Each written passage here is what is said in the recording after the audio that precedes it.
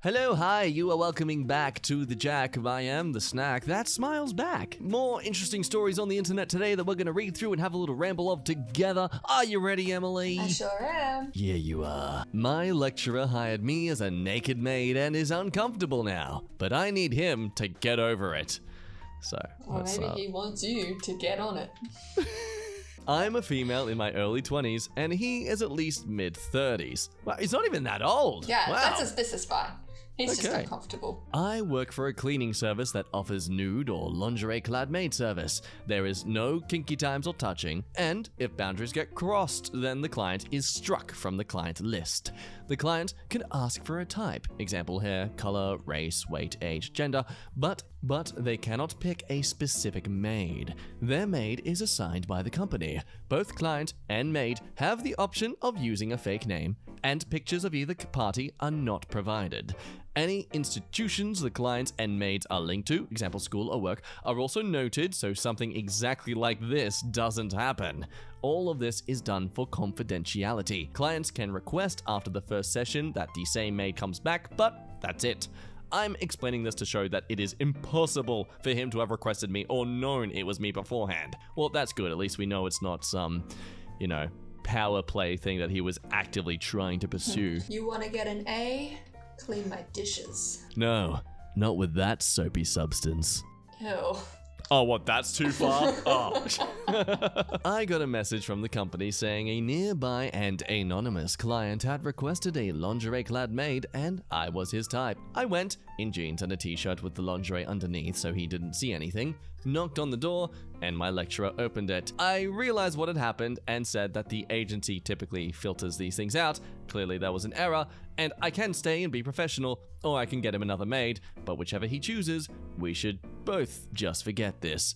He asked for another maid, so I called the office, explained, and left. The office says due to computer or human error, no one clocked that we are linked with the same school. This title is very misleading, saying that your lecturer saw you naked when you turned up as a lingerie maid, fully clothed. Who knows? Maybe he ends up seeing her naked. I don't know. Let's see. That's okay. I had to go into school a few days ago along with some classmates, and we ran into him. He was awkward, uncomfortable, wouldn't look me in the eye, and refused to even directly address me. We ran into him again later that day, and it was the same, if not worse, that time. We also had some classes at the end of last academic year after the mix-up where I ended up at his place, and I was similarly ignored, though I attributed this at the time to the online format of the classes. This would just be one of those things, except I have classes with him all next year, as well as private meetings with him to discuss my studies. These have to be done with him, are compulsory, and can affect my grade. While I know that I can act professionally, I am concerned that he cannot, as it has been several months and he is still not past it. I am putting a lot of time and money into this, and if this is indicative of how he will act for the remainder of it, I feel I will not get what I paid for and that my grade will suffer. I do not know how best to progress. I cannot afford to let my grade come to harm, but talking to him might make things even worse. Any advice? I feel betrayed. He didn't even see you naked. I love how you're disappointed that this awkward situation didn't occur. You can justify his reaction if he came out and saw her naked or saw her in her lingerie. But they just met at the door and she was like, sorry, we can send someone else. See you later. And now he's super uncomfortable about it. Like, all she knows is that you hired a service, which, many people do, which is fine. Yeah, I mean, see, I reckon that's the issue here, is he is just afraid of the possible repercussions of this. I had been caught hiring one of my college students for a rather adult service. But yeah, they're all adults at college. I guess it becomes a case of like, they both know they didn't go through with it, but you hired a maid service and she was the one who came to your house. She might have not gone into your house, but that's what the word's going to go around and spread as, and then our university or college is going to be renowned for having teachers who hire their own students for adult favor performances. I mean, obviously that's really stretching the truth of the story, but I wouldn't be surprised if the, people in charge of the school and stuff end up probably removing this man for the sake of covering their own asses. Yeah, I was gonna say like fame and notoriety, but yeah, asses too. Why not? We're talking about naked maids. Let's talk about asses. Am I the a-hole for refusing to accommodate my infertile neighbor? Oh, okay. Is she providing an egg, a womb, or semen? Take your pick. Oh, okay. I'm gonna say egg. I'm gonna say womb. Womb, okay. All right. Egg womb, let's see. Let's see. Bets are placed. Let's go. My husband, 29 male, and I, 28-year-old female, have been living here for 5 years, ever since we married. Our previous neighbors were an adorable couple in their 60s or 70s. We had a fairly good relationship and was kinda sad when they left.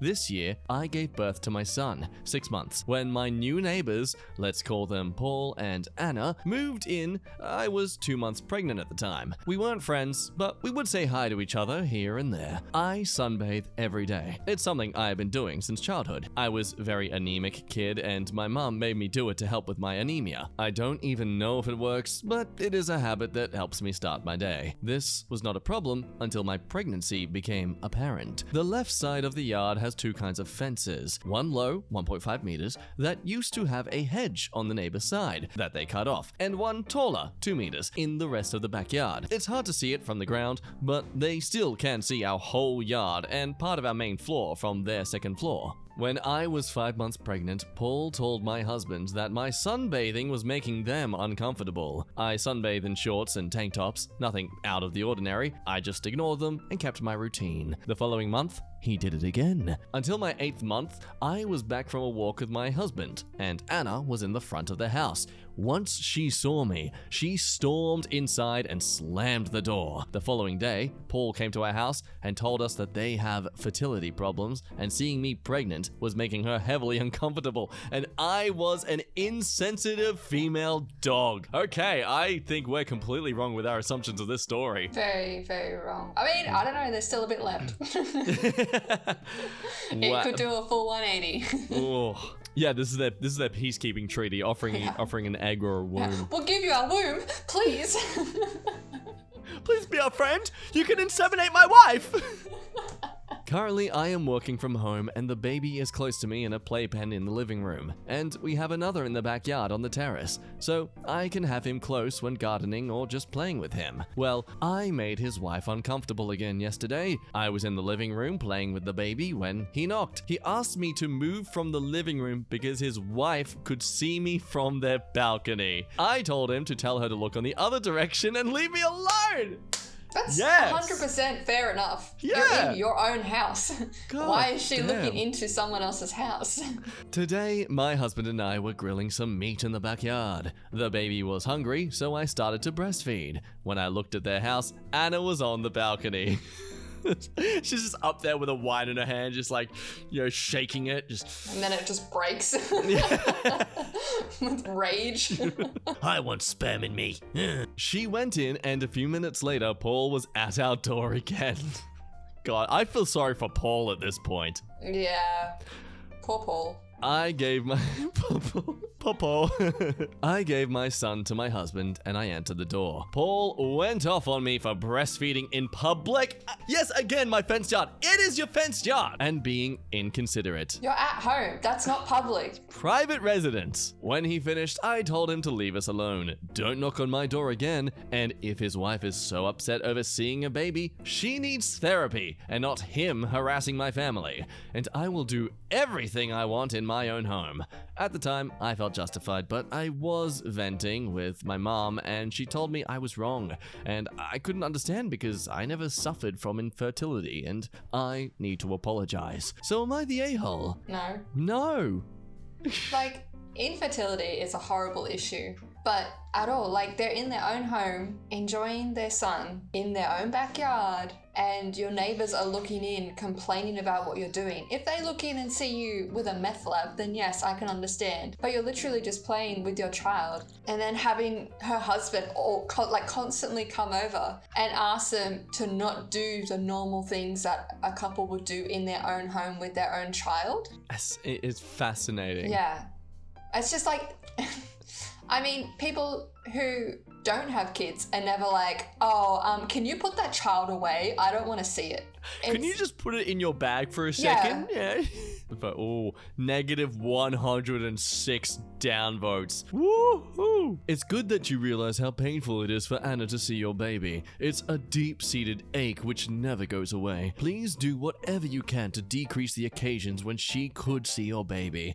As a side note... They moved in next to you. They're gonna see that child grow up. And they may have more babies. What's she gonna do then? They clearly just have to Harry Potter their own child and just lock him in the closet under the stairs. It's clearly the best thing they can do. Well, I mean, hopefully they don't go and steal the child. He's mine now. As a side note for perspective, I live in the US, in a subdivision governed by a homeowners association. One of the rules is that the neighbors shouldn't be able to see us from anywhere on their property. If I'm in the nude on the second floor bedroom with the blinds open and someone can see me from their second floor, that would be a violation of the rule. If I'm in the nude in our backyard and someone can see me from their second floor, I'd be in violation of the rule. That seems like a stupid law.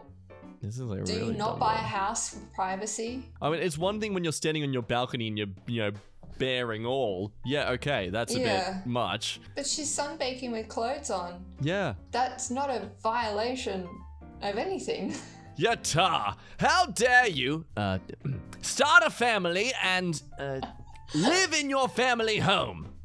God! I mean, I know we joke about it, but infertility is a very big issue.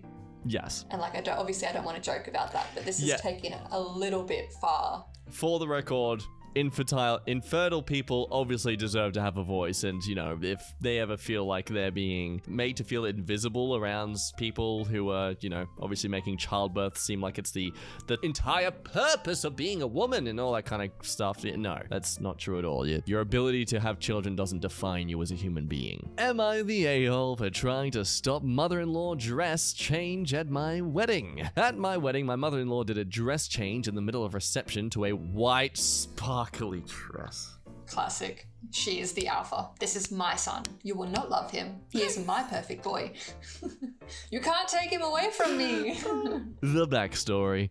My husband and I went dress shopping prior to with my mother-in-law to help her pick and pay for her dress. We wanted to ensure she chose something within our color scheme for pictures and being appropriate. She attempted to pick several flashy dresses or very short, inappropriate dresses. Of course. Eventually, she had chosen one that she liked, was appropriate, and within the color scheme. At the wedding, unbeknownst to us, she brought another dress. White, covered in sequins. Sequins? Sequins. Sequins. Sequins. White covered in little circled sparkly things. There. Stupid words. Why can't I say that word? My brother-in-law noticed the extra dress hanging up and told me and asked what he should do. Burn it. Burn the dress. Just kidnap her. Kidnap your mother. Oh, I don't know. I think she's into that.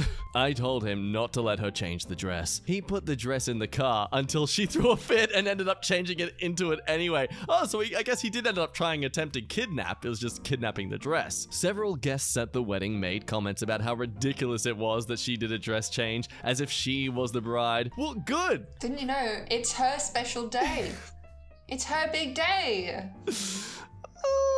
All eyes are on her. At this point, the wedding has been a little over a year, and she still talks about this dress change every time we see her, demanding an apology for trying to stop it. I have yet to apologize. Now, to note, she said after the fact that she needed to do the dress change because it was her day too. She literally admits it! What did I say? As she is the mother of the groom. Wow. Look at the next sentence. I called it. She has said, how dare we ruin this day for her as it was her special day too by trying to stop the change? Oh my, what was this psychological thing called?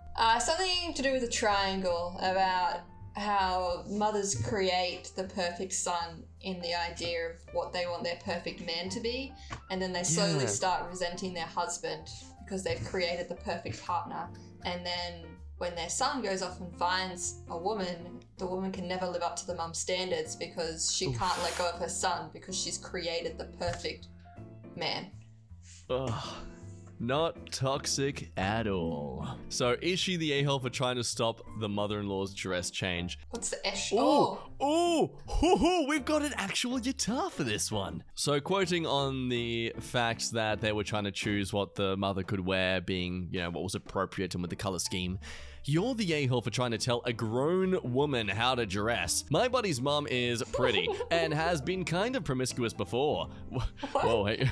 Why are you mentioning this? Is someone projecting their slight craving for their friend's mom? She a MILF. She wore a very short dress to his wedding. It was nice enough, just a lot of leg. If anything, most women her age there would kill to fit into that dress. We all celebrated and drank. It was a perfectly fine evening, and the only attire issue that came up was that I had ruined my favorite tie and went without. I'm glad I wasn't shunned. It's a tie!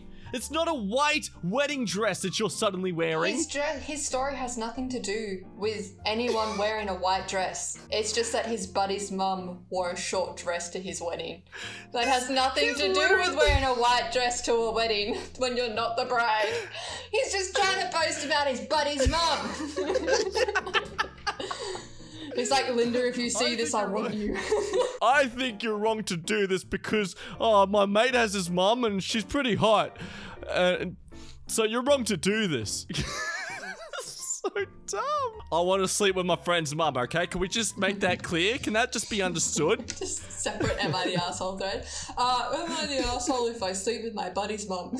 Am I the a-hole for not wanting to be friends with my Tinder date? No. I'm a... No. I, 30-year-old female, matched with someone, 27-year-old female, on Tinder last Monday. Let's call her Jenny. And we chatted briefly before setting up a date. She suggested getting a drink somewhere and chose a nice cock tail bar downtown. We agreed to meet there Saturday evening and didn't chat any further until then. The day of the date arrived and everything went great.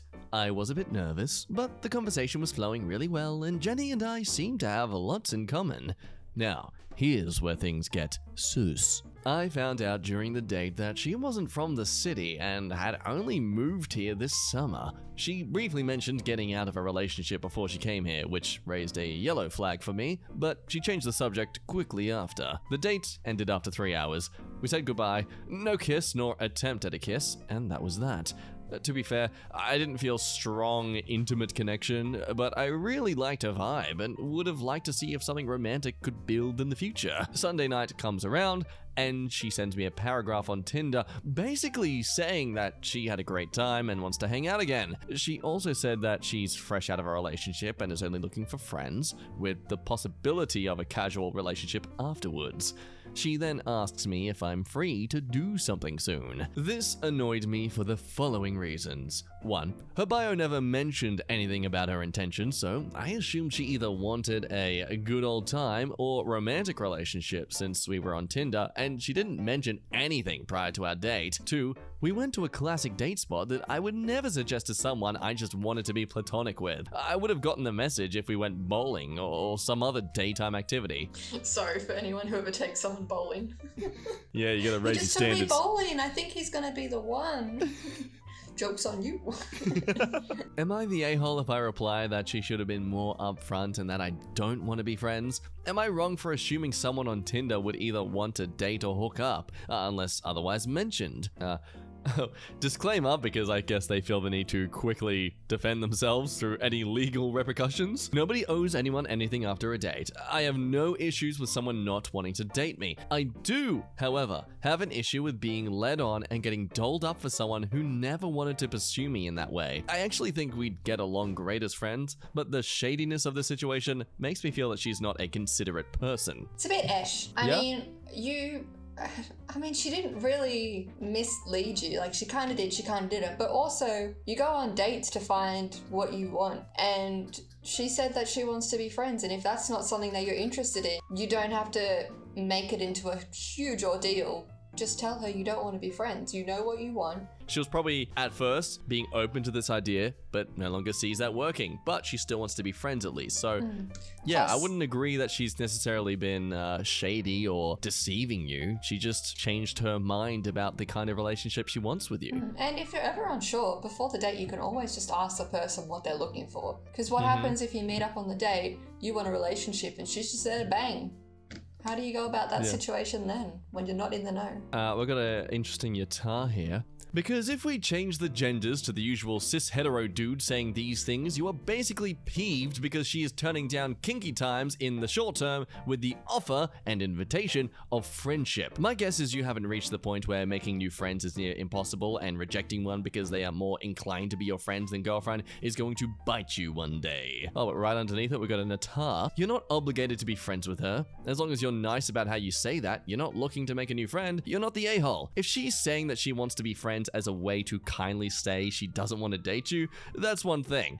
But if she's actually trying to befriend you now, and she was deliberately dishonest before, then yeah, that's kind of weird. I mean, they're basically the same points we were saying, how it's like, they agree you shouldn't expect anything of anyone, no one owes anything. Yeah. So I wouldn't really say this is the same thing as a cis-hetero dude, you know, just trying to get a girl for kinky times and being upset when she doesn't agree to it but just wants to be friends. Yeah, pretty easy. Cool. Hey, look at you at the end of the video. You must have enjoyed your time here, so you should prove that by liking this video. Otherwise, I'll come for your kidneys. Not kidding. I need the money and they're worth a lot in the black market. So if you could do that to let me know if you don't want your kidneys taken just yet, I'll, you know, like this video. I won't come to your house later in the week. Otherwise, if you would like to see more of the stuff on the daily, click the subscribing button and, you know, don't make it red anymore. It doesn't like being red, actually. It makes it really uncomfortable. So if you could alleviate the subscribe button's pain, that would make you a good person. Anyway, my name's been Jack. It has been Em as well, rambling with me. Say goodbye to Ems, do the farewells Ems. things. Farewell? Yeah, good. Nailed it. Perfect. We're the best at doing outros, especially when I just improvise them and not really do any scripting at all. But good. Sequins. Sequins. Why can't I say this word? Sequins.